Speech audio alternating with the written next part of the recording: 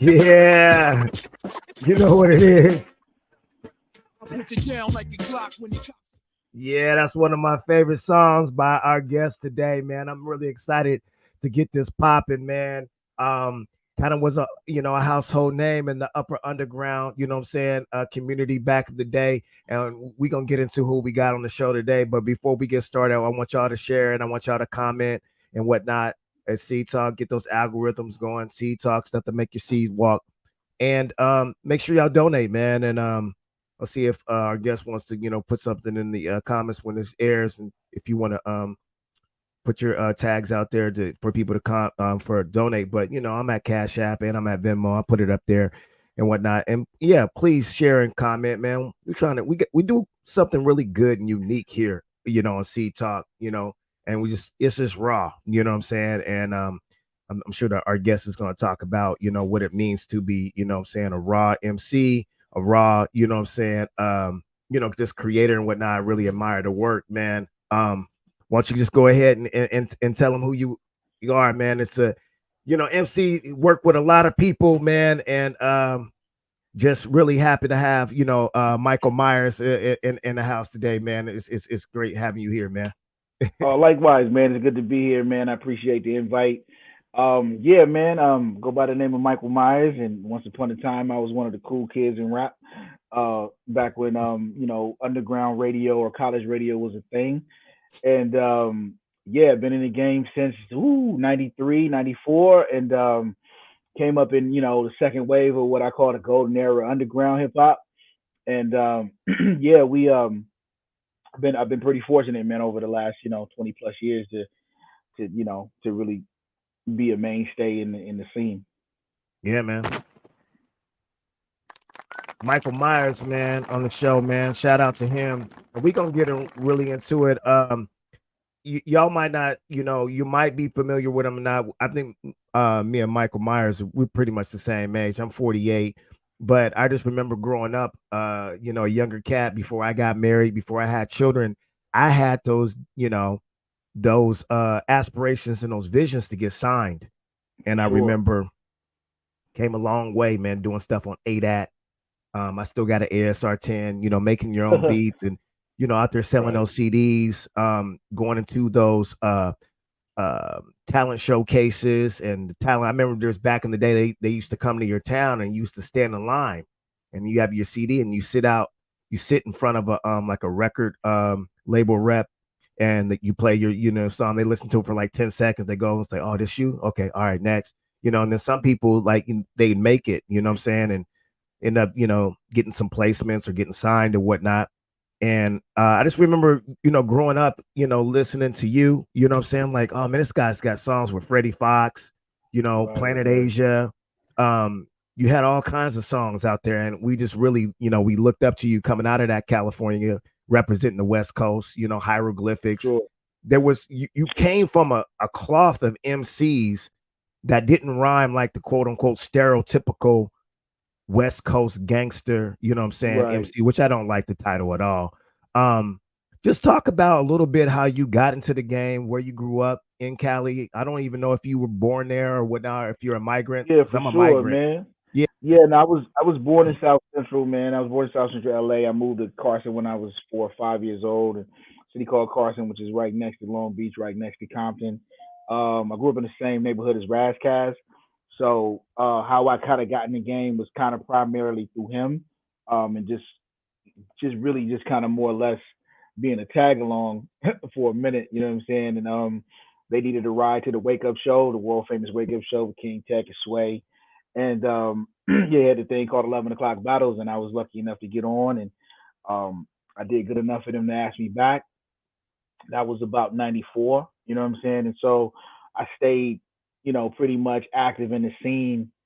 I was always active in the scene anyway, just as a fan, whatever, going to the Good Life and Project Blowed and Unities and all the the mainstay hip hop spots in LA.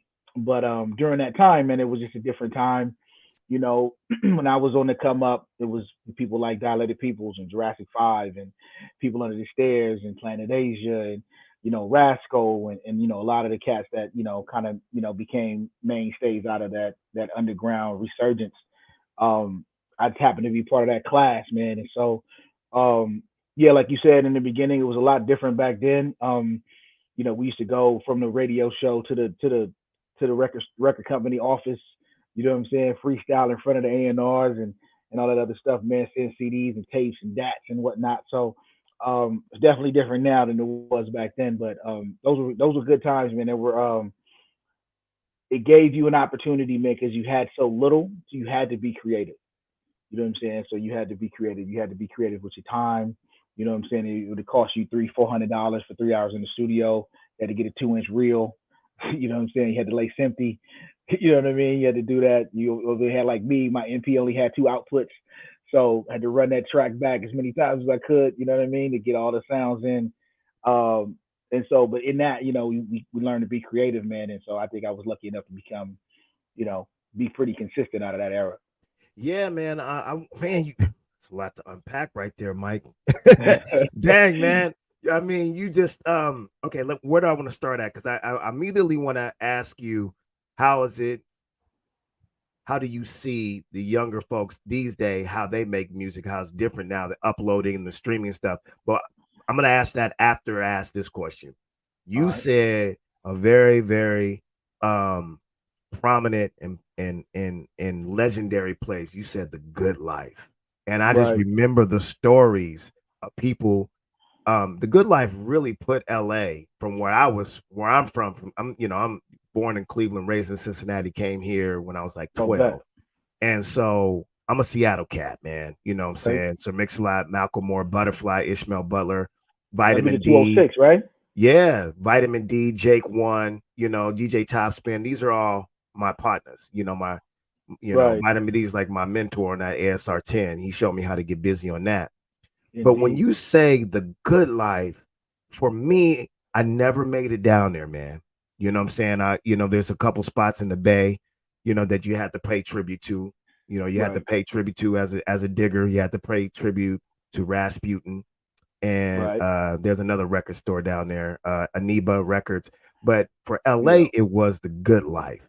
Even if you could Right. just be in the crowd, especially if you get on stage. I just remember hearing stories like Freestyle Fellowship down there. I mean, they were rapping. What was it Right. Right. like going down to the Good Life and getting busy, man? I give it to you in two forms. In the moment, it was just a collection of young cats trying to be creative. You know what I'm saying? And trying this whole new thing that we call rap and trying to do it their way, trying to manifest, you know, what the forefathers had laid for us. In the moment, that's what it felt like. It just felt like a whole bunch of young cats trying to be dope. You know what I'm saying? And I look back on it, hindsight being 2020, man, it was kind of like, Haley's Comet. It was like the who's who of who you now know as LA representatives had to kind of come through there and cut your teeth in order to be great. You know what I'm saying? And so Freestyle Fellowship were the flagship uh, artists that come out of there. You know what I'm saying? And they had a record that came out around that time. The Inner City Riots record. You know what I'm saying? So they were the focal point of this Los Angeles movement. But you have people like when people say Los Angeles, man, they get it confused. You know what I'm saying? Like Los Angeles is a very, very small city geographically, but Los Angeles County is huge. Mm-hmm, So a lot of mm-hmm. people say they from LA. They're not really from LA. They just from LA County, right? You know what Exactly. I'm saying? And so, but you have people from all over the pretty much the southern end of the state trying to come in, to that spot. You know what I mean? To try to Yeah, get their little 2 minutes of fame. You know what I and that, mean? and It that was and like the that's and that's Apollo. the and that's the reason why a lot of people don't understand. That's the reason why NWA was so prominent and unique is because they were from Compton. Right. Compton is different than Los Angeles. You know what I'm Right. People saying? don't realize that. Yeah, Compton is its own city. It has its own mayor. It has its own history and it has its own culture. So people don't understand they weren't representing LA. They were representing Compton. It's a Right. big difference. Yeah. It's a big difference. It's Hmm. it's Seattle, Portland. You know what I mean? Like it's two different cities. You know what I'm saying? And so, Hmm. um, but the crazy part is that they're not very far apart geographically. Hmm. They're 10, 20 minutes away from one another. But it's the life was different. You know what I'm saying? And so Hmm. what during the '80s what NWA was going through. A lot of people in South Central can relate, but it wasn't Compton. You know what I'm saying? Compton was different. So Hmm. yeah. But the Good Life was a prominent spot for people, man. Back then, there was a lot of spots back then, but Good Life is a standout. So you used to go down there and rock the mic on at Good Life. I used to go down there more as a fan. I got on the mic a few times, you know what I'm saying? Hmm. And as I started to kind of get a name in the scene, it started to get better and better. And then, right after that, they had Project Blow came out, which was a new spot, kind of really down the street, if you look at it, really like 5 minutes away from the Good Life, you know what I'm saying? And it was just the younger generation of the younger cats, because Mike and Nine and AC Alone and Peace and Self Juke, those cats are older than I am. They're like, I'd probably say maybe 3, 4, maybe 5 years older than me. You know what I'm Hmm. saying? Hmm. So cats from my generation was the ones that kind of created the whole Project Blow movement. Yeah, they were the first people to introduce me to the word griot. They dropped that Right, breadcrumb in that Easter egg, and I went like, "What is a griot?" It's like, okay, it's the French word for storyteller, which is the original term was jolly, and I ended up starting the griot party experience based on that. But right, shout out to Freestyle Fellowship, man, and just being one of the great examples of how hip hop artists teach the listener. Um, right. Real quick, man, what was it like? Um, Man, you said you were hanging out with Razcast, you tagging along with him, you kept it 100, you kept it real. Right. What was it Yeah. like being next to him? He dropped solo on ice and he blew our mind, especially with the nature of the Nature was of it the the threat. nature of the Yeah. threat? Oh my God. We were just Yeah. like, I drove him most of them sessions, man. I was just driving, man, because he couldn't drive. So I was a young cat that drove. I didn't drink none of that. I was still young. I was probably 18, 19, oh 20 wow. on How the time come he couldn't when the time he drive? was How recorded. how He had come a he Raz had a DUI situation, man. I believe his license got revoked or something like that, man. oh So damn. I think he spoke about it in the song on the album called "Evil That Men Do." Uh, Hmm. but um, but yes, I was driving them to them sessions, man, sitting there and just soaking up game, really, because I was still new to the business. You know what I'm saying? I was a DJ before I started rapping, and then once I started rapping, my these were my influences: Razzcast, Voodoo, Mean Green, rest in peace, and my homeboy Bird, who was one of the mainstay producers on the album Solo Nice. And these are dudes I grew up with.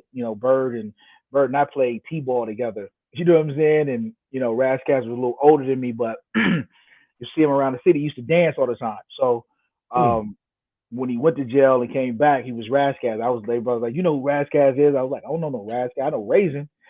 You know what I'm saying? The little dude that used to dance. But so yeah, but kind of being, it was like, if I'm honest, man, it was kind of like being in Avenger school, bro. It was like watching these heavyweights, you know, cut their teeth in this game, and you know what I'm saying, they were on the same level in likes of where Freestyle Fellowship was, a group called, the clique called Western Hemisphere, and because of Razzcast, I got a lot of knowledge in the game, just kind of watching him maneuver through the industry. Man, I was going to some of his label meetings and meeting different people and going to all the radio functions and doing all the shows. And, went from passing out stickers to finally being, good enough to get on stage with him, and then Yeah. finally being good enough to get a verse. You know what I'm saying? So had to cut my teeth in the game, but it was an educational experience, if I'm honest.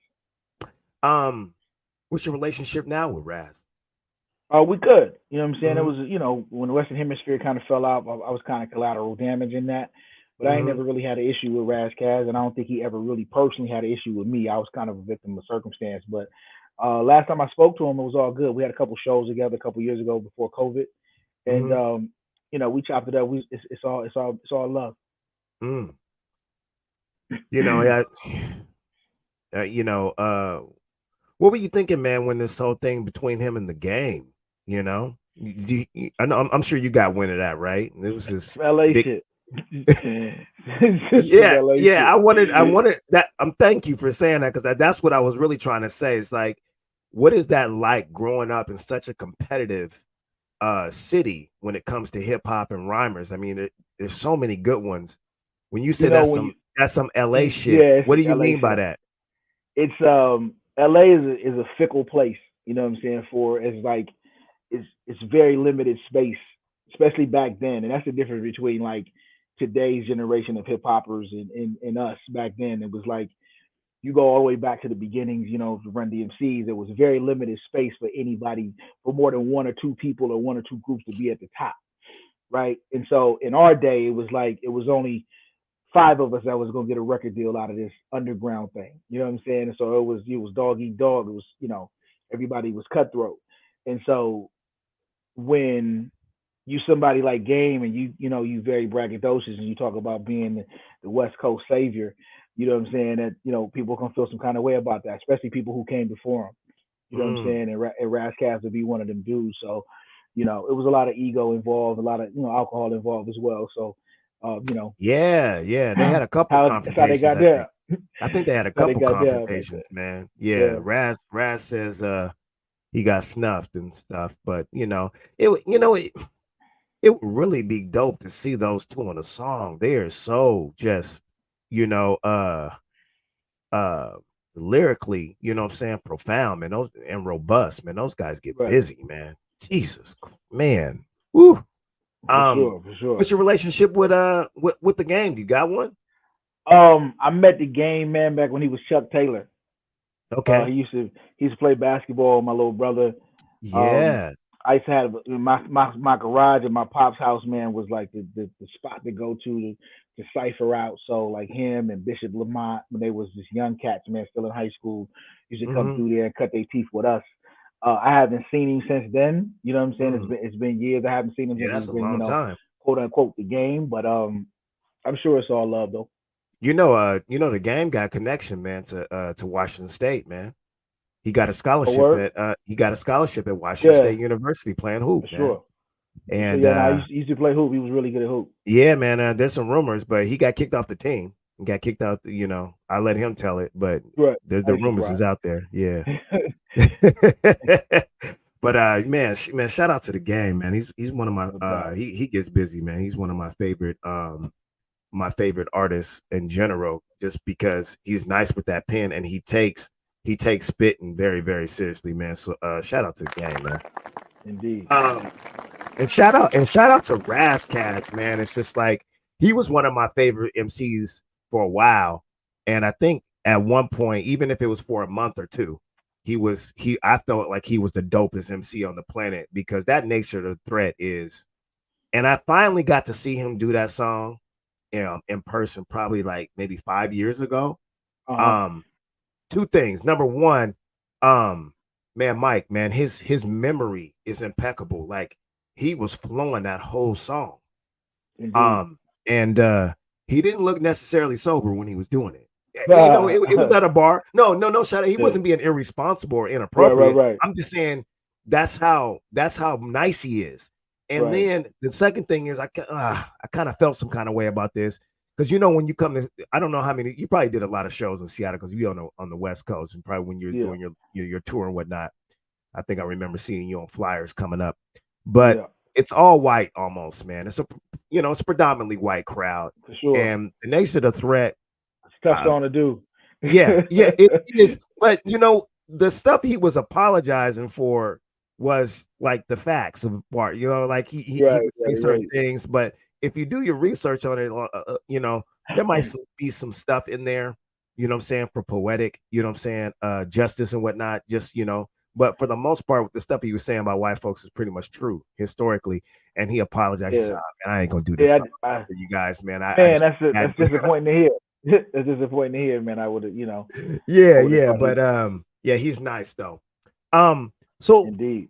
so when did you start to create that distance, Michael? Man, like making that distance, that healthy distance from Razzcast and being like, finding your own lane and being like, I'm my own artist because just listening to you come from that cloth where you're rapping.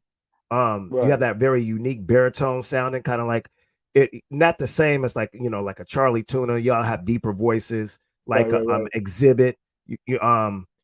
So how did you form your own lane, Michael? Because it's pretty impressive Um. what you did, man. You got a lot of albums, bro. You did your Yeah. It thing, was. man. It was one of those things, man. Like right around 97, 98, Hmm. the industry started to shift. So what was cool is underground and would get you, a certain level of airplay and video play and whatnot. was really starting to go more mainstream, and I just didn't want to go mainstream, and so I just kind of wanted to do my own thing. I felt like I was good enough to kind of spread my wings and fly away, and and I had a sound of hip hop that I wanted to do. You know what I'm saying? As far as LA as I am, my East Coast baby too. Like my cousins from the Bronx, he used to send me, Mr. Magic tapes, and I was listening to Lord Finesse before most people on the West Coast even heard of who he was, and um, some of my favorite MCs, Chill Rob G and Cool G Rap and Special Ed and Big Daddy Kane, and so I just wanted to put my twist on it, and so right when kind of the industry, especially on the West Coast, was going more commercial, I decided to go my route and do and kind of separate myself that way. You know what I'm saying? It wasn't necessarily intentional, but I was just like, look, I don't know how many shots at having doing an album is gonna get me, so I'm gonna put my all in this one and see if I get another. You know what I mean? And so Mm-hmm. that's kind of how it worked out for me. And I always just kind of go with my gut, go what I feel, go what I like, and I roll with that. What would you say? You said you had your own style. Like I know what your style is. I think I know what your style is, but what would you say your style is? It depends on what era you ask me. Back then, it was boom bap, Gangstar meets EPMD meets Coogee rap. You know what I'm saying? Meets, you know, My type it, of it hip was hop. is rugged, rough, Carhartt and Caterpillars. You know what I'm saying? Timbs and Yeah. whatnot. So, some of my favorite groups was Onyx and Black Moon. You know what I'm saying? And so I was really into that 92, 93 era rugged hip hop. You know what I'm saying? And so I just wanted to do my spin on it. You know what I'm saying? In 99, 2000 when my first album dropped. So I just went that route. I went with my gut. I thought I did a pretty good job with the first record. Second record, I went a little more deeper into my bag as far as a producer, and so, but I just kept it consistent, man. I know what works for me, man. I know hard drums and scratch hooks work for me, so that's what I keep doing. So how did you know when you were on to something, man? Like you said, you cut your first album.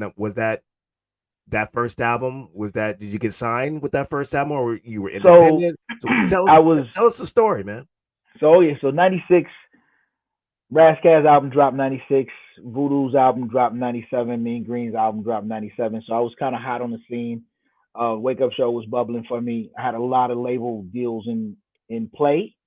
You know what I'm saying? I had signed a deal with a company called Perspective Records. So on that label was Young Z, and I believe what's the group? Pretty Brown Eyes. Mint Condition was on that Mm-hmm. label, and so they gave me a deal, um, gave me an advance, gave me 6 months to put a record together. And 3 months later, they told me they was closing their black music division, and so I was out trying to find a deal. So this was late '98, trying to Mm-hmm. find a deal. I did a couple of jingles for the Jordan brand when Jordan was finally started separating his brand from Nike. Um, but nothing really panned out. You know what I'm saying? I went to Peanut Butter Wolf and Stone's Throw. He turned me down. And then I ran into DJ Retmatic at a record store, and he was like, "You should go see my man Matt over at Blackberry. You know what I'm saying? He don't have an artist, but he's been doing these mixtapes. You know what I'm saying? I think you'd be dope over there." So sat with Matt. I played him one song, and he gave me a deal. And um, it's been a long time. It's been a long time coming. Was born. You know what I'm saying? So it came out independent, but it was distributed through EMI. So it got way more play than most underground records at that time. You know what I'm saying? I believe one of the MC, the joints you played in the intro, it debuted 46 on the Billboard Hot 100.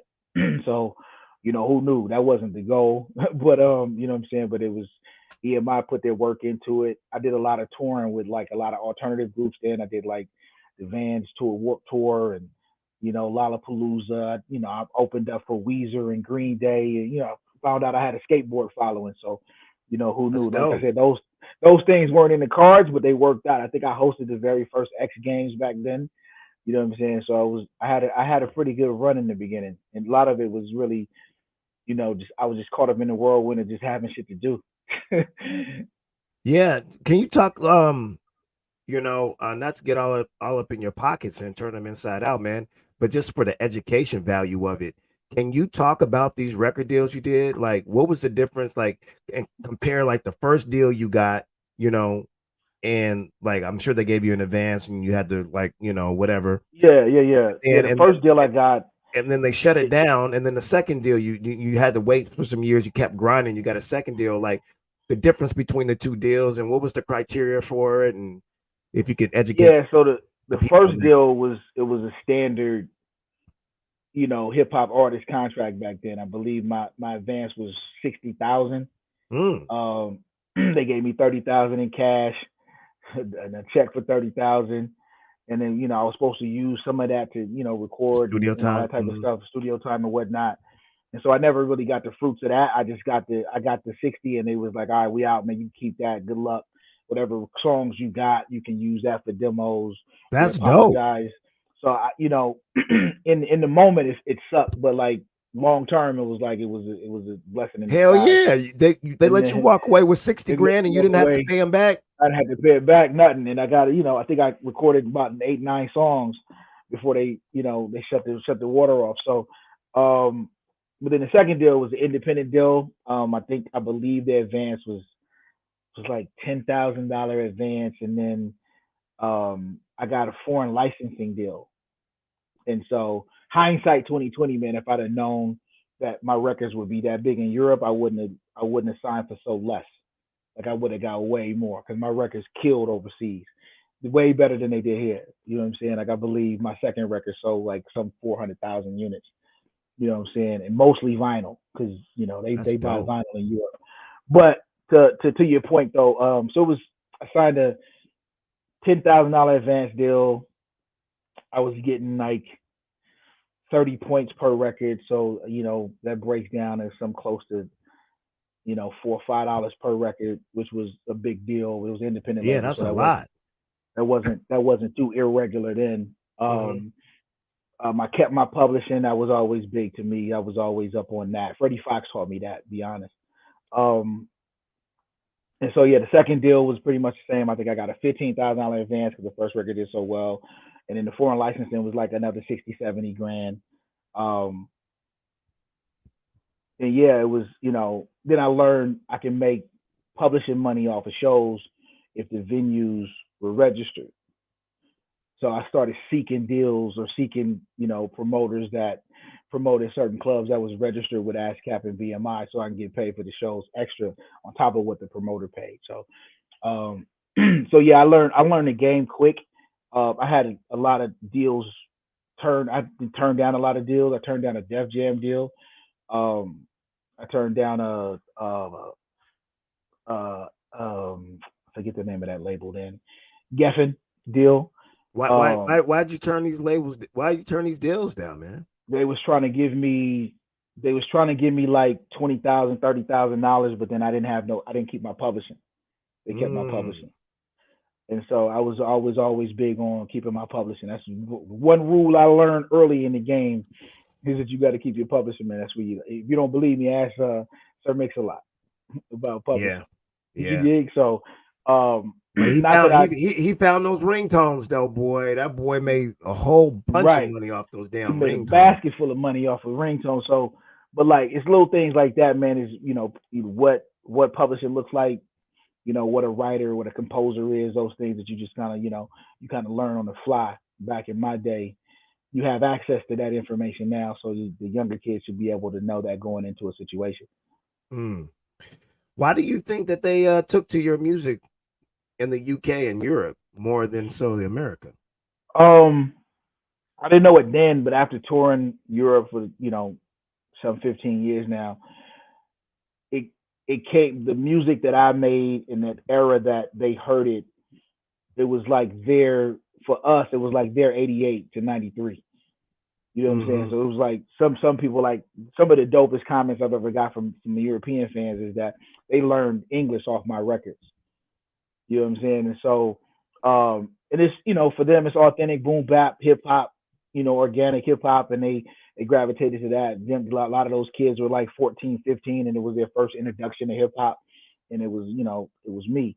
So I think that they gravitated to it because it was true. It was a true essence of hip hop. Mm. Yeah. Yeah, man. Shout out to the UK and Europe, man. They just have a different appreciation for Yeah, for for hip sure. hop music. I'm not saying it's better or worse, but in their their beat selection and stuff kind of reminds me like consistently of like 90s hip hop beats. I Yeah, love those it's type that beats. era. Hmm. That's their bag. That's their wheelhouse, man. They love that. Yeah, You know what yeah, I'm saying? yeah. So I still say that we're still the best rappers in the world, man. American rappers, indeed, but indeed, that's with no my hesitation. yeah, that's my bias coming out, man. And so at this point, it sounds like you was eating, man. You was eating off of hip hop I and was. making good and making good music. I was making a decent amount of money. Hmm. If you know music like you do, or how you get paid in music, man, like you get paid off of publishing, you get paid every 90 days, Hmm. and it's always 3 months late, right? So what I make right now, in which would be, where are we at? We in the second, third quarter, the end of the third quarter. Hmm. The music that I'm making right now, that's making money right now, I won't see it until sometime in spring. Damn. You know what I'm Like saying? So so damn. So 6 months. yeah, so Damn. it's almost a 6 month delay. You know what I mean? So So how do you tr- survive as an artist within that 6 months then? get your ass on that road. Yeah, do tours and sell Yeah, merch. I stayed on the road. If it wasn't for MySpace, man, I wouldn't have been able to. Wouldn't even have known I had European fans. Mm. I set up my very first tour through MySpace, man, and I Man, couldn't believe it. that's fire, man. That's fire. I That's fire. That's couldn't dope. believe that it was this many people out there that love my music. You know what I'm saying? Like I go to France and I can walk in the streets and people that know my face because they remember the record. You know what I'm saying? So Wow. that's huge to say for somebody that's underground. Yeah. But I've been lucky too, man. Like, to be honest, man, it take a little luck to win these things too, man. So I've been lucky that certain people that were in certain positions when I first got in the game got higher positions as they moved up in their professional career in music. You know what I'm saying? Like, one of the dudes that I used to intern with at Loud Records ended up being the music supervisor for VH1. Hmm. And so he used my first two albums instrumentals on Flavor of Love and the Kardashians, and all the different That's shows. And dope. That's dope. so I was doing music licensing before it was a thing. And Mm. so, like I said, I got into it, man, because the bag was dope. You know what I'm saying? Hmm. And so, but the publishing worked. So yeah, I'm still doing pretty good off of my first two albums, man. Oh, really? Because they still, Man versus Food and different TV shows on different That's networks dope. So still you play get those pretty music. good money off of placements too? Oh, for sure, Really? Hmm. for sure. That's Like dope. I, Cause I got a song. I got a song that played on the show Scandal, okay. and every time they play that in a different market, Uh-huh. that's it depends on the market, but it's a good $600 check every time. That's dope, man.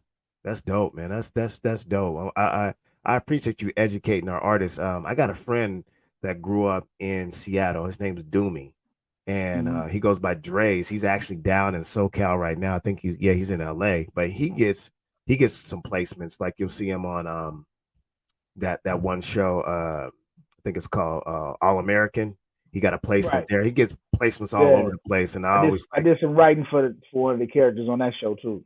oh, that's dope. Like writing for like script writing. Right. Yeah. No, like writing this. She was an artist on the show. She was rapping, and so I Oh man, wrote a that's couple fire, songs for man. her. That's dope, Yeah. man. That's dope. We're gonna get into that in a little bit. We talk about that transition you made from like an MC to like a ghostwriter and other just like avenues of what I'm saying just of the entertainment business. But like like what's some of your like most memorable, what I'm saying, collabs, man? Like people you work with and stuff, man. Like Um, I know you got some stories, man. Freddie Fox is the first one because he was like the Yeah. first bigger Mm-hmm. one, and I got to record that joint with him in Premier's room Mm. at D&D, and I was probably one of the first LA cats to really record in D&D. You know what I'm saying? Wow. So that was, for me, that was kind of like the mecca of hip hop. So I got to be in Preem's room. I got Preem's okay. Preem knew who I was. 'Cause I used to open up for Gangstar uh, when my man was alive. Um, so Freddie Fox was one just because he gave me so much knowledge, man, in the couple hours. You know what I'm saying? And that's a friendship that we maintained for the last 23 years. He got me up on the publishing and all that type of stuff, man. So he got me up on that. So Freddie Fox would be one. The ones with Planet Asia are always fun because we kind of came up around the same time, so those are always dope. Planet Asia is one of the most underrated rappers, man, especially Yeah, on no the West doubt. Coast, man. I got the honor of interviewing him when I was a journalist. I started my own magazine with a brother up here called Merciful. Goes by Magnetic now, but we started a magazine called The Almighty Seven. And Planet Asia came to town and gave us a dope ass interview. So that was shout out to Planet Asia, man. Yeah, He's now he's dope, man, and he's gifted, probably man. one of He's the hardest so working dudes too. He always got something coming out or about to yeah. come out. He puts on a good So, show too, man. oh, no Mhm. doubt, no doubt. I mean, our 15-year anniversary was the same year, so we Mhm. went to we did Europe together. So it was me, him, and Rasco. So it was Cali Agents and me, and Mhm. we was going show for show, man. It was healthy competition. It was fun. Yeah, that's But dope, yeah, man. Fantasia would be one. Chuck D would be one. Chuck D's my idol. You know what I'm saying? My childhood idol. So I got a chance to do a joint with Chuck D, man. And that was like a dream come true, man. My 14-year-old self was going crazy when I finally met him. And he's been a mentor to me ever since, man. He's been giving me real good advice, just career advice, and kind of how to diversify my abilities. You know what I'm saying? And um, Chuck D would be one for sure, man. It's been a lot, man. OPO from Souls was dope. You know what I'm saying? Sadat X was another dope one. Um, I've been fortunate, man, to have some good features. Yeah, man. I just now saw Souls of Mischief. Um, they're celebrating their 30 years in hip hop. I saw them probably maybe a month ago, maybe a month ago. They were amazing, bro. I mean, Right, that performance was off the hook. I mean, the breath right. control, Yeah, no, they're the incredible. They're enunciation, incredible. the articulation of their words. I mean, it Yeah, was powerful, man. they're They get incredible, man. busy, man. They were getting busy like they're still like in their early 20s, like they're 19. You know, Yeah, they no, were indeed, good, man. indeed. Yeah, they're really Definitely good. true professionals for sure, man. But I like some of the like I probably got more highlights of different people that I've been on tour with or had shows with than actual collabs. Like I don't collab with everybody just for the sake of collab. It got to make sense. You know what I'm saying? But Mhm. like one of my favorite groups is the Alcoholics, and touring with them. You know what I'm saying? And touring with the Beat Nuts. Like those was dope. Those was dope collaborations, man. You know what I'm saying? And so. Even with Charlie Tuna and AC Alone, those are this family. Mhm. So when we all get together, man, it's like a family reunion when we get together, man. It's like a high school reunion when we get together. Man, when the So Alcoholics came out, man, I was like, man, who are these guys? The first time I ever heard one say, I don't drink and drive because I don't want to spill my drink. I said, right, dang. These are some bold cats that came to town when I was like a junior or senior in college, man. And they came to town and me and an up and coming rapper always wanted to get on, always trying to, I handed them my demo, man. That was back in the days where you hand people like I hand them a right, song and you know, now I know like you're not supposed to give your stuff to an right, artist. That don't really work. You maybe give it to their manager or something like that. But I just remember right, hanging out with them and they're like showing us around Seattle, man, and stuff like they were some cool brothers, man. And as right. No far doubt, as I no know, they doubt. were sober that night. I don't know why they call themselves the alcoholics, but they were Right, right. Now they used to get busy back in the day for sure. yeah, yeah, yeah, yeah. What are the what's the alcoholics up to nowadays, man? They still running. Like I know they were doing a Matter of fact, I believe they were doing a small tour with Souls of Mischief and Farside to represent 30 Really? years of hip hop. Oh Yeah, man, you brought up the they all far came out. side, They all man. came out the same year. So you know what I'm saying that Yeah. '93, that class of '93, they all came out the same year. So I know they had a good run. I talked to J Ro a couple days ago. Mhm. Mhm. Um, like I said, man, it's the beauty of hip hop, man. It's kind of like if you're in it long enough, man, you get to forge these lifetime friendships with people who you idolize. You know what I'm saying? I think that's Right. for me. That's the dopest part for me.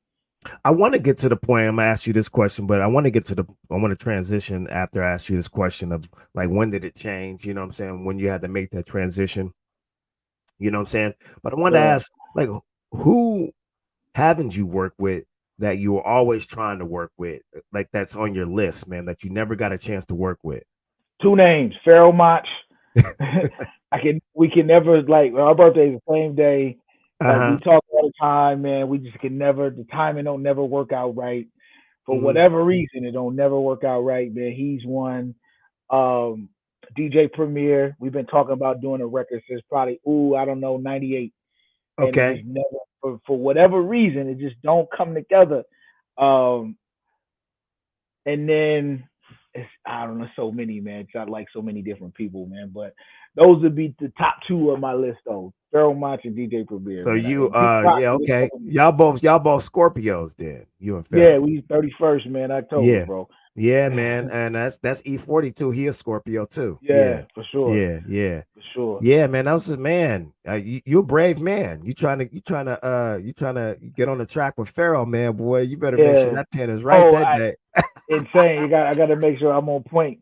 Um, Yeah. MOP would be at that list too, man. Oh man, yeah. We They're keep one of the missing most out. underrated groups, man. And Yeah, it's one of my Primo favorites, man. Primo's my favorite producer, man. He's my favorite producer, man. I love the people who are more sonically diverse than him, and have more Right. harmonies and whatnot. But he is just, I've never, you know what? I've never heard a beat that I didn't like from Primo. It's Yeah, kind of like Vitamin D. I never heard a beat by yeah, Vitamin D I didn't hard like. to diss a Supreme track. But I was trying to get a joint on a record a couple records ago. It was supposed to be me, MOP, Freddie Fox Hmm.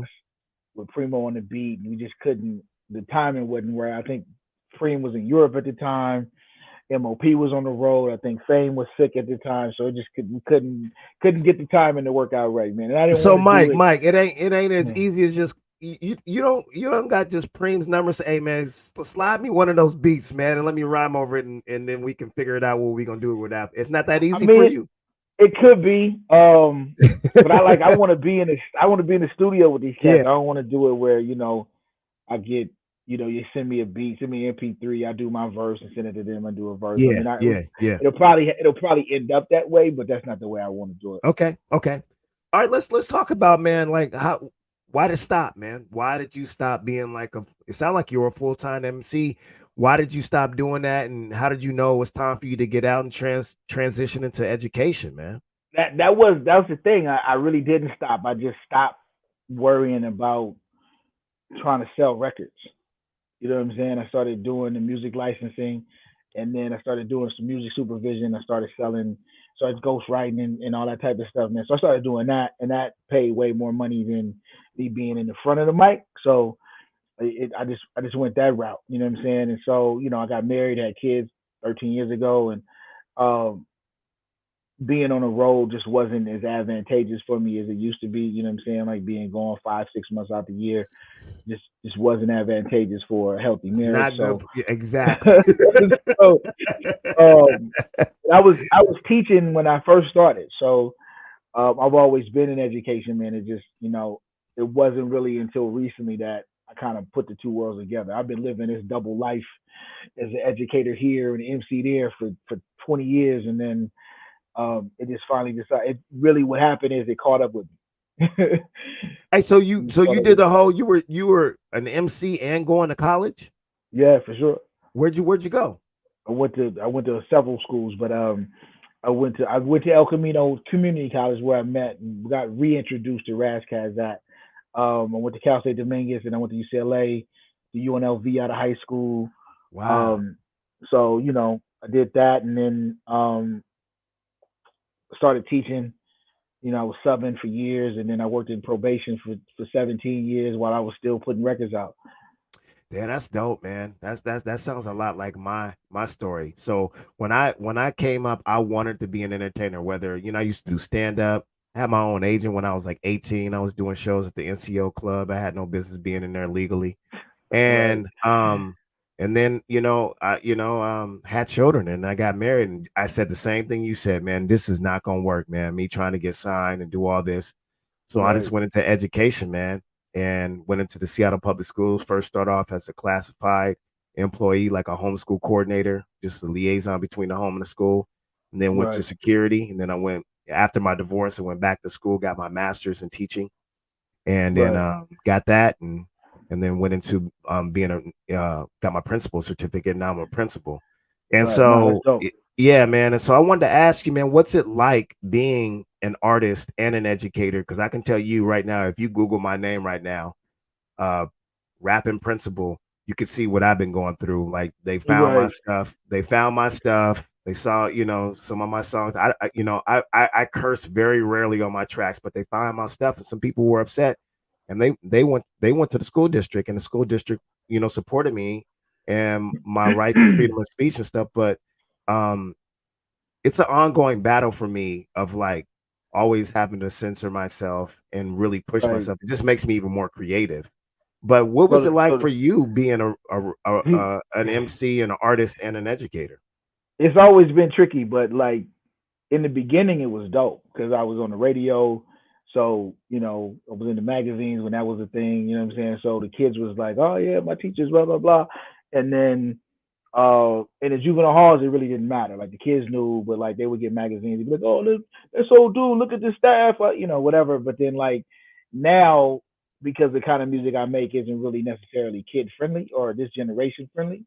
So when they stumble across it, they're like, oh, that's that vintage hip hop stuff. You know what I'm saying? Like the scratch hooks and you know what I'm saying. So, um, but it's always been like a double life. You know what I'm saying? Like it's not something I ever really pushed at work. You know what I'm saying? I wasn't really trying to, do shows at school, and it wasn't using rapping curriculum. I just was kind of low key with it, and you found out, you found out. And so I received an award this year, man, called the Bridge Builders Award, and um, the superintendent was able to do some digging and found out like, oh, he got recorded 17 records, and you know what I'm saying, he been nominated for a Grammy and an Emmy and a Tony. I was like, damn, where you pull that them facts at? But those was facts though. So um and so yeah, then it became a thing. So the conversations are different now because like now they want to know who I know because I'm not necessarily popular, right? You know what I'm saying? But like I know a lot of people in the business. Like I know Will I Am from the Black Eyed Peas. I know Fergie from the Black Eyed Peas.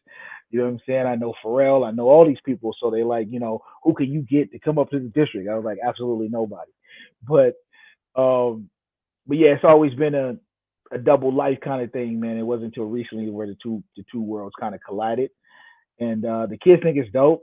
They think I'm just that much more interesting to them now than I was before they found out, and then they realize that I'm not as square as they think I Right. They be am. asking you to rap and stuff. I don't really get that much. You know what I'm saying? Like I used to get it in the juvenile halls all the time. Like they were like, "Let's Yeah. battle, fool! Let's go battle!" Like, yeah, watch yourself, youngster.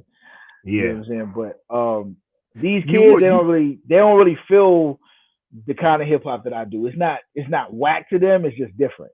Yeah. Yeah. Yeah. Yeah. Yeah. Like I said, man, these kids be googling your names, man. They'll be on your TikTok. Right. They'll be on your social media. Yeah. Now they definitely do that. They've um been doing their research or whatever, and then they realize that like one, I'm older than they think I am, and then two, um, I had some cool shit that I did once upon a time. Yeah, and you know what? They never talk about my Pan Africanism. They never talk about me, supporting marginalized people and defending marginalized people, or Right. like all my positive stuff I do. It's always it be they looking for the hip hop record. You know what I'm saying? Talking about a school Right. shooting and stuff, or something like that. It's always fun. Right. Or the Right. Right. comedy, the comedy that's the dead joke. That's like Right. And then like the crazy part is that like I haven't had the most children friendly career. You know what I'm saying? Not that right, like right. I I noticed don't that. do a whole lot of cursing, but I do Yeah, talk a lot about killing. A lot. yeah. You know what I'm saying? Hmm. So but that's never come up. Man, the only time I've ever was questioned about anything I've ever said on record was when I spoke at Harvard back in I don't know 2005 or whatever it was, and I used a homophobic slur, and Mm. and they asked me about it, and I was like, um, in the moment it wasn't necessarily considered taboo then. You know what I'm saying? I know now how ignorant it is, and I wouldn't use it today. Hmm. Um, but I said back then it was just it was no homophobic intent more so than it was a derogatory term towards somebody who I felt was feminine, but in that was ignorance too. So, um, So I just spoke to it and I owned it, you know what I mean, and was still able to speak, and we had a very, very healthy, robust conversation about the history of hip hop and the misogyny in it, and it went well. So that's the only time I've ever been questioned, and I've had several professors use my lyrics as some of their curriculum for English. You know what I'm saying? I helped create hip hop curriculum for the Cal State LA. Um, so, but I've never really been questioned about any of my material, anything like that. You know what I'm saying? And if I ever am, I own up to it. I'll let them know what it is. I You know what I'm welcome saying? it, man. I mean, like You I know what I'm said, saying? during that time when they were on me and those parents, try to, start this whole campaign, I had, what I'm saying, I had the news, I was on a couple radio stations and the news was coming in, putting cameras in front of my face. I loved and appreciated the opportunity for me to stand up and defend and support hip hop and be like, Indeed. man, this is an educational tool. And to the point where one of the cameramen, after he stopped recording, he said, "Oh my God, man, it was hard for me to record." And I was like, "Why?" He's like, "Man, because I just wanted to put the camera down and start applauding you, like, Right. because if you put a camera and a microphone in front of a intelligent, rapper who knows what they're doing, that's what they want you to do. Give me the camera, give me a mic. Oh, I get to shoot a music video now, and with Right. commentary. You know what I'm saying? And Right. so yeah, so I wanted to ask you why the name Mykil Miers, and what other names did you ever have before then? Um, Michael Myers came from simple. Halloween fan. Hmm. Birthday is Halloween. My birth name's Michael. Just made Hmm. sense. Um, my first name was Black Pride. Actually, I think that was my first name. That was also my tagging name. It was Mm, BLKPRYD. Um, that's and dope. I wanted to be Chuck D. If Hmm. I'm honest, I wanted to be Chuck D meets Brother J meets Chill Route G when I first started, and I started rapping, even though I think it was probably Boys in the Hood from Easy E that gave me the confidence to say I want to rap. What cultivated and motivated me was more BDP, Chuck D, Poor Righteous Teachers, Mm, Def Jeff was a heavy influence. My man, yes. shout out to Def Jeff. Hmm. Um, and so I wanted to be Chuck D with like intricate lyrics.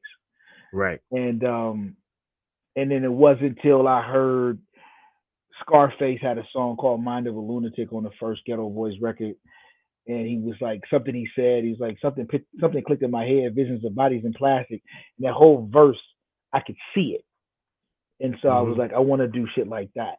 And so Right. so when I hear songs like that and songs like Dope Man from Ice Cube and My Summer Vacation from Ice Cube, those I wanted to tell stories, but graphic stories. You know what I'm Right. saying? They all have a point to them, but um, I gravitated more to that as an artist. Mm. You got a you got a favorite MC or favorite album? Is it by the same person? Favorite album? Yeah. That's hard to say. Um, Well, you can but throw. I know you probably got like 20 or if 30 I of had them, to but pick a mhm. album to have on an island and listen to the rest of my life, it'd be Death Certificate. Yes. Yes. Are you serious? Yeah, That's the that'd be greatest album ever. That's on my list, bro. That's if, my if that that's there. Take the man. nation of me to hold us back. Pete Oh Root. man, Death That's Certificate is that's a so close second. brilliant. It is such a Uh, good album, man. DOC's first Hmm. record would be Yes. in that top 10, top Yes. five. Straight out of Compton would be there. Probably one that'll probably surprise you. The Like Water for Chocolate Common album. Yeah, yeah, yeah. He's a Like I, big I influence love on that my rap record. You style. know what I'm He's a saying? big influence on my rap style. Yeah, Definitely. I've been a huge fan of Common from day one. But like um, I'm all over the board when it comes to MCs, man. I like what people say. I love Master Ace. You know what I'm saying? I love Big Daddy Yes. Kane, of course. Like all the mainstays and the classics. But Black Thought is another Jedi. You know what I'm saying? Like I think there's like two different categories for me. There's That's like a bad super man. MCs and then there's Jedi, Yeah. right? Pharaoh Monch, Black Thought, Crooked Eye, Yeah. Royce the 5'9", them dudes is Jedi. Yeah, You know Sahai, what I'm the saying? Prince, he's a bad Sahai, the man Prince, too. Jedi. R.J. Payne, Jedi. You know what I'm saying? Like these dudes is Jedi. You know what I'm saying? And Mm, then mm, there's mm. everybody else. Yeah, man. Yeah, man. Man, like I said, man, I think that Illmatic is my second favorite, but Death Certificate was such brilliantly done when you talk Yeah, about Death the Certificate life, will be up the, there too. I mean, not the Death. I'm life, the sorry, life Illmatic. side and the death side, and how he played it Yeah, out. If you're really listening to the album, how all the ignorant and stuff he was saying, it'd be like, oh man, he was anti-Semitic, he was anti-Asian, he was anti-gay, homophobic. Yeah, but that was on the deaf right. side. You know what I'm The saying? crazy part, And man, yeah. if from cats like me for who are from LA and from that era, from that time, Death Certificate was it was really the precursor to LA riots. Mm-hmm. He was Mm-hmm. letting you know we like we'll burn your store right down to a crisp. Like get your shit together. Like I thought it people happened don't after. realize. I thought it happened after the Rodney King No, riots. it came Came before. before it. It came Okay. in Okay. 91. Okay. Came in 91, and so Okay. when people relive that time, and I was in when Rodney King happened, that was 90. So I Mm-hmm. was ninth grade going to 10th grade. I was just starting high school, right? And so, but by the time the LA riots happened, April 92, I was second semester, 11th grade. And so Mm-hmm. I felt every bit of that. You know what I Mm. mean? And people were still pissed off at the Latasha Harlins case, which doesn't get a lot of, Yes, man. Yeah, and if y'all so, don't know who, that's a breadcrumb and a goose egg, Easter egg right there. Latasha Harlins was actually shot by an Asian woman store clerk or store owner. store I think it owner, was yeah, over shot some her orange juice. I think it was over over some orange orange juice. juice. Hmm. Some orange juice that she paid for, no less. But Exactly. she Hmm. put the money down, started drinking. He told her to not drink it in the store. She was like, "Huh?" And Hmm. they argued, and then bam, shot her in the head on film. And Hmm. she got 6 months of parole for that. Yeah. And Yeah. then right So after that was the mm, Rodney King trial. So yeah. um, A lot of people don't put into context why he was like, what was the name of that song, man? probably Black Korea is Black I think you're Korea, talking about. that Yeah, was the name of the song. And they'd be like, oh, he was anti-Asian. I'm like, no, you got to put that stuff into context. We were grieving as a community, and he was a spokesperson. He said for everything that we sure. wanted to say as a community. You know what I'm saying? Not to all Asian store owners, but the ones that are like the Yeah, the ones ones that that shot Natasha. The right. ones that are And racist so that, you know. and what Hmm. resonated with us so much was like it was such a true tale. We all been followed through the store. We all been, watching us. You know what I'm saying? I used to have a white homie that stayed in our neighborhood. He used to do all the stealing for us because we knew they was gonna be watching us, and so Hmm. he would steal all the stuff out the other side while they watching us. You know what I'm saying? So Exactly. um, it was just our truth. You know what I'm saying? Whether it was whether it resonated with everybody, one can't say, but like that was a lot of people's truth then. So that's why it's one of the greatest records of all time to me. Yeah. Um, yeah, make that transition to the last segment of the show, man. We've been on here for almost an hour. I try to keep people within an hour of time for their, attention span and whatnot. But just Indeed. definitely appreciate you again, man, for coming on. And I think that when we're talking about the uh the Latasha Harlan's story, it really, and we talk about death certificate, it really starts to bridge that gap between hip hop and education, because what it does Indeed. is it gives you context, it gives you that breadcrumb, and then you start googling, and then you start educating yourself, and then you be like, damn, hip hop is a real teacher. Did you know, man? Like, one of the most beautiful things about me finally going to New York is the fact that I knew about every single borough and the streets from hip hop Right. music before I even went there physically. For sure. Like, that For was sure. that was the crazy thing about it. Yeah, So that's the beauty of hip hop. talk about that intersection that hip hop and education shares, and you being an educator and also being a hip hop artist. Just talk about that intersection that they share, and how you use them, Uh, you know what I'm saying, to to it's almost teach. for me, man. It's almost a loaded question, bro. Hmm. Um, but like the intersectionality between hip hop and education, man, is rich and multifaceted, man, and just showcasing how the culture and the elements of hip hop can be integrated in educational settings, man, like engagement or empowerment or inspiration. just for students in general, right? Like, you learned about different boroughs in New York based off songs you heard, right, or videos you've seen, right? And then but there's a cultural relevancy and identity that comes with hip hop. Like hip hop is rooted in cultural expression, and it often speaks to the experiences of the identities of marginalized people. You know what I'm saying? Like it's the voice. Like I was talking to a homegirl of mine who's a therapist, and like the fact that there was groups like Kid Frost and Lighter Shade of Brown, somebody she can resonate with and and relate to, doing something she loved. You know what I'm saying? It gives a voice to the marginalized folks, man. And then like creative expression and communication, man. That's what hip hop is really about. At the end of the day, that's what being an MC is. That's what being in a cipher is, right? There's a lot of correlations and parallels to like hip hop and therapy. You know what I mean? So a lot of correlations with that, with the ciphers and movement and and rhythm and so on and so forth, man. And then I think the one of the biggest tools that I use for hip hop and education is for critical thinking and analysis. Right? You can put two songs together and see how how they correlate to your real life. Right?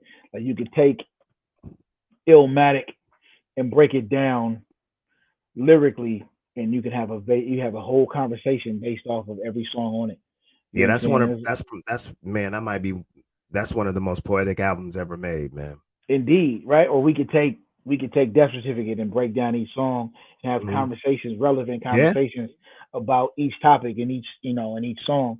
So I think the critical thinking piece that hip hop provides, um, I think is dope. And then like literacy and language development, right? hmm, Like you learn a lot of people like young educators use music a lot, right? Or because the rhythm is what people remember, right? Like I still count my fives like I learned in Schoolhouse Rock. You know what I'm hmm, saying? Even as a 48-year-old man, I still like 5, 10, 15, 20, 25, 30, 35, 40, based off the rhythm and the cadence.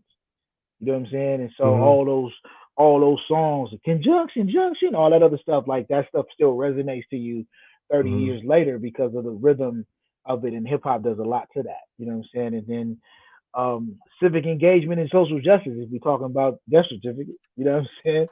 Like, that's where the two correlate, hip You hop could and education literally know correlate. what was going on in Right, America according to black people by listening to that album. Straight for up. sure, for sure. You know Straight what I'm up. saying? And I think one of the dopest parts about hip hop is that it's always been the voice of the voiceless. You know what I'm Hmm. saying? And um, for those who didn't have fathers, they had these MCs they looked up to. You know what I'm saying? That was going through some of the same things they were going through. You know what I'm saying? Um, and I think a lot of hip hop artists speak to that. Tupac being probably the one in this vanguard. You know what I'm Hmm. saying? And then community building and collaboration. Right? No Yes. better other than sports. I can't think of anything that brings people together more than hip hop. Right. You know Yeah, what I'm saying? that's You go true. to you go to a hip That's a hop good show, point. especially the 50-year anniversary shows that's Yeah. been popping off. You see a Hmm. plethora of everybody there. You know what I'm saying? Um, and you see people gravitating to the old tunes like "Just a Friend" by Biz Markie, and you know what I'm saying. You got old white ladies jamming to that. You know what I'm saying? Because they remember it when they were in college or whatever. You know what I'm saying? Exactly. And so it's that community building and collaboration, and then like lastly, like the global perspective and diversity, right? We talked about why you know American artists hit so big over there. You know what I'm Hmm. saying? It's that it's this their taste of true American culture, not what they've been spoon fed in movies and advertisement. It's like you start seeing dudes wear, like, especially if you came out in the 2000 eras like I did. It's a lot Hmm. of jerseys and baggy pants and headbands and wave caps and you know what I mean, and people using their ethnic expression via you know a ball jersey or a certain clothing company. You know what I'm saying, i.e., FUBU, Cross Colors, whatever. You know what I'm Hmm. saying. So you had all these people all over the globe gravitated to these black brands based off of what came out of hip hop. Right. Um, Yeah, you said a lot, man. There's a lot to unpack. I got two more things I wanted to ask, and then we can wrap it up. Going to the plan of action and the homework for the listeners and whatnot. But you hear a lot of hip hop versus rap. You think there's a difference between hip hop and rap? A person rapping and a person doing hip hop? I mean, we've been saying that for years. You know what Mm-hmm. I'm saying? And I think KRS said it best. It's like, rap is what you do, hip hop is what you feel. Like hip hop Mm-hmm. is a culture. You know what I'm saying? Mm-hmm. So hip hop is it's all things encompassing. It's DJing, it's MCing, it's breakdancing, it's graffiti, that's knowledge. You know what Mm-hmm. I'm saying? And so people who rap in it, it's either you're a rapper or you're MC, Mm-hmm. right? But I think the two go hand in hand, if I'm honest. You know what I'm saying? Yeah, Like what I would feel the people same way. consider what would people consider Busy B back when he Is it was a Bob Diggy Bob, a Dang and Dang Dicky Dicky. He wasn't Cool Mo D. You know what I mean? So right? but he got the crowd rocking because that's what he did. Mm-hmm. You know what I'm saying? And so um for me, man, I think 50 years later, man, I think it's semantics, if I'm honest. Yeah, me too, man. Damn, man. Shout out, man. Yeah, we I agree think on it's that, man. semantics, man. Like Because look, man, either I either feel you good like at it or you not. I You feel know what I'm like saying? two things, man. I remember like it was yesterday. My homeboy, he's a Libra. I'm a Pisces, so I'm always like the real deep when he was my rap partner back in the day. I said something, man. This guy shot me down so cold, and he always simplifies stuff. And I told him, man, I told him Too Short wasn't hip hop. He said, "What? How is Too Short not hip hop?" I said, "Oh man, you know he he rapping, like it's very elementary." He said, "So what?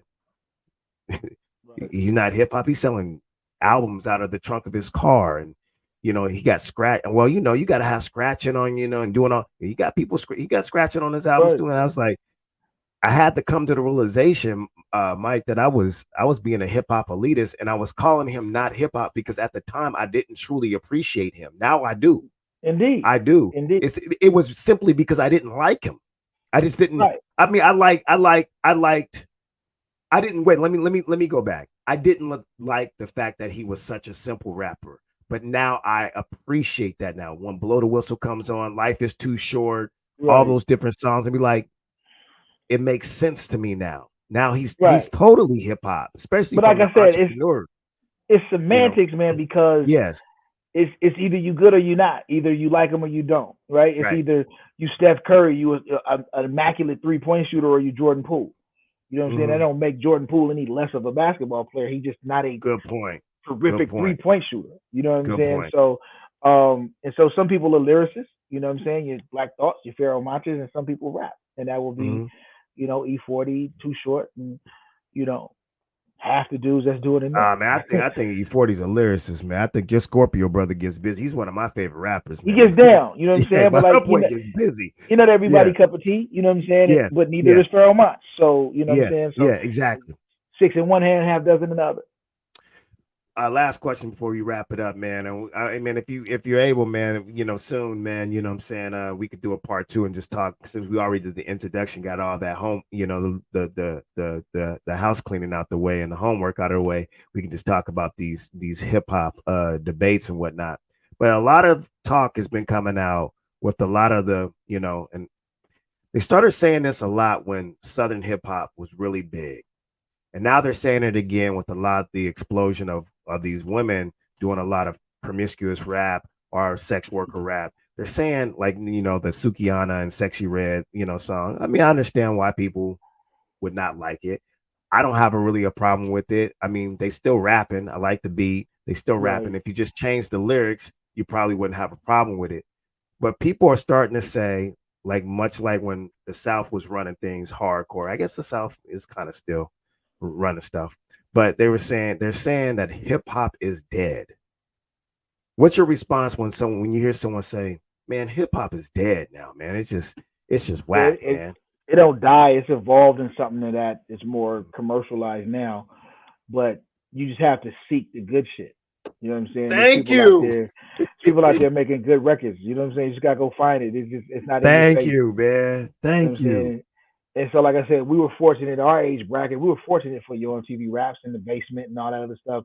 We had these outlets for what we consider pure hip hop, right? But like now, the way technology is is so divisive, man. You just got to go find it. You know what I'm saying? Yeah, It's not gonna hit you in the face. They're not gonna put a flyer in your magazine. They're not gonna send you an email in your inbox. You just got to go seek and find it. You know what I'm saying? And yeah, so when you talk about the promiscuous rap from the females, man, like I grew up with Two Live Crew, man. So ain't no more exactly. nothing more promiscuous than that. You know what I'm The saying? men, the men have been doing it, and we were loving it. Like I said, Right. blow the So whistle. I right. mean, from the window to the wall. I mean, we've Right. been loving this We've stuff, been listening man. to that stuff. You know what I'm saying?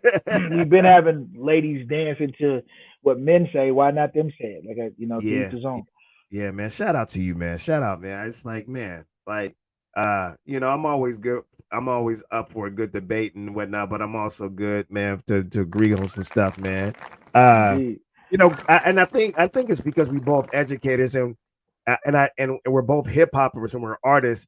It's different when you're an actual artist, and it's different when you're a consumer, and it's Indeed. a lot different when you're both. You know what I'm saying? But that being said, I've heard quite a few hip hop artists, and I'm like, really, hip hop is dead? Like some of the real prominent names, like just saying, I'm like, really, Andre, you really Andre Right. 3000 like said something that would kind of imply that hip hop was dead. I'm like, no, no, brother. Yeah, I Um, mean, it might be dead to him as an artist. He may not feel like exactly. he's inspired, and I for certain respects I can respect that. With his level Yes. of success, Yes. the pressure that comes with being a mainstream artist and the demands that comes with, maybe it is dead for him.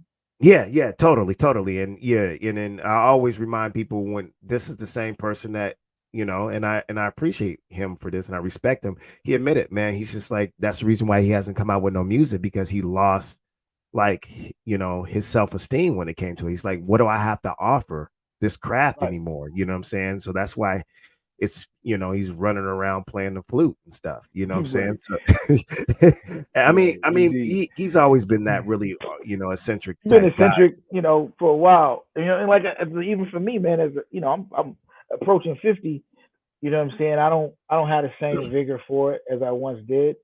Hmm. Um, I got a couple of projects that I want to complete just because I'm an artist and I want to see this puzzle that I created. I want to see it in Hmm. completion.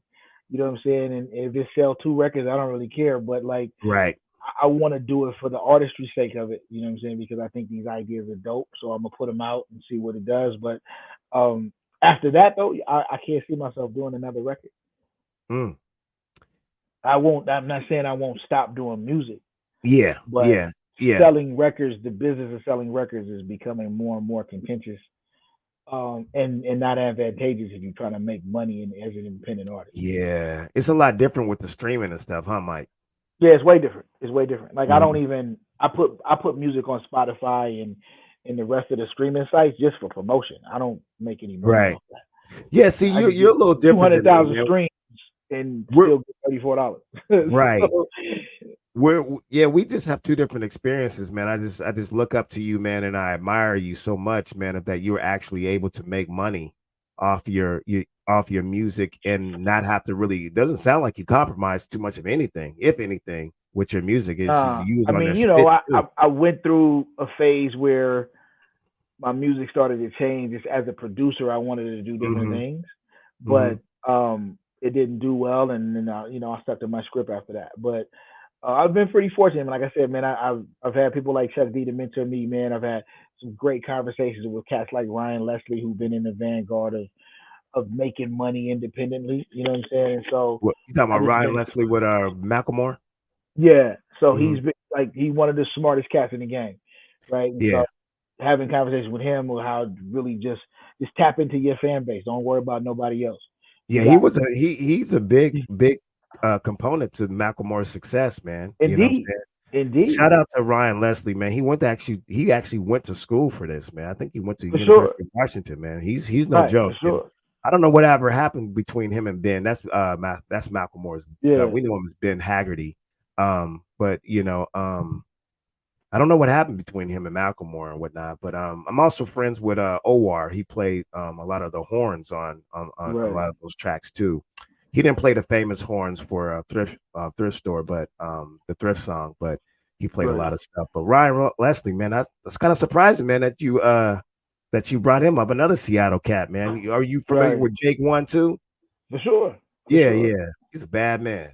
Um, yeah, if you have the opportunity, if someone said, man, you can make music full time and make just as much money as you're making, being an educator, would you do it?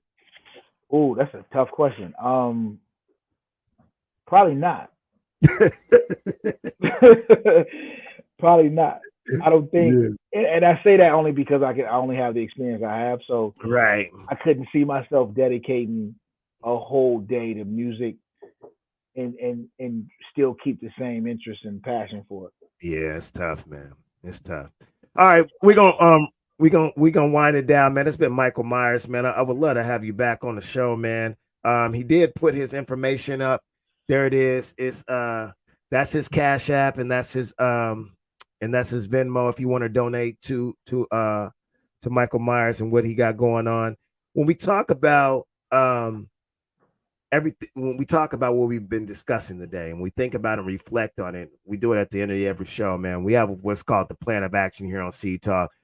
And like what's the takeaway and what's the homework or the plan of action after this show? I'll go first. I would say the plan of action, man, is if if you're going to do anything um in life, make sure that you um understand that it's going to take a strong work ethic. And I see a Sure. lot of people who are my students, or students I should say, and they don't really like school all that much. That's fine. They don't really want to graduate. That's fine. They don't want a high school diploma. That's fine. But the things that they do like to do, they say they have an interest in, they're not working hard at those things either. Like, oh, you Right. want to drop out of Right. school and you want to do what? Well, man, I was kind of, thinking about cutting hair. Okay, you got your business license? No. No. Um, I mean, you know how to do like several different styles and cut and do designs that? No. You looking into like getting a chair somewhere at a barbershop? No. You No. got a business plan? No. It's like, No. okay, so you don't really want to work at anything. And so when I look at a person like you, that's why I was asking you these questions, and that's why I admire you so much. When you talk about hip hop, like you did your homework and you have mentors, you know what I'm saying? You have people leading you. You told me Freddie Fox was like, man, keep your publishing and stuff like that. And you actually worked hard and and then you started to work smarter, being like, Right. I can make a lot more money or just as much behind the mic instead of in front of the mic. So For that's what I sure. would say. It's like sometimes it's not about working harder, it's about working smarter, but it's also Right. knowing that you're just gonna have to work. Well, I'll leave you with this, man. Like, this is what I tell my students all the time. I think that I didn't really learn about what it is I really intentionally wanted to do until I was like 40. Somebody Mm, told me, they said, damn. what do you want to, how much money you want to make? And you tell somebody that and they'll throw off these odd numbers or whatever. But then he said, the true question is, what kind of life do you want? Figure out what that costs, figure out what you can do to make that money, and that's what you should be doing. Mm, mm. You know what I'm saying? And so if That's a you can jewel find right something there. you like to do in that, then that's where success is. You know what I'm saying? And so figure out what that number is for you, what it's going to take for you to live that life, to buy that house that you want, to live that lifestyle you want, and then what job that makes that amount of money and something that you're passionate about. Man. And if Shout out somebody to would you, have man. told me that shit at 17, I would have wasted, it wouldn't have wasted 30 years Uh, again. like I said before, make sure you guys share and comment. It's been the Seed Talk, man. If you want to donate, go ahead and donate. Cash App, there's my Cash App right there. Make sure you guys are commenting there. If you want to be on the show, make sure you hit me up. If you want to promote your business, make sure you inbox me. I'm always doing it. You want to purchase some t-shirts, shea butter, like this nice shirt right here by Tiffany Wilson. You are God. She got the Copper Kings and Queens also. Incense, shea butter, other things, man. Make sure you inbox me. It's been Seed Talk. We out, man. All right, man. Peace, All right, brother, peace. holla at you, man.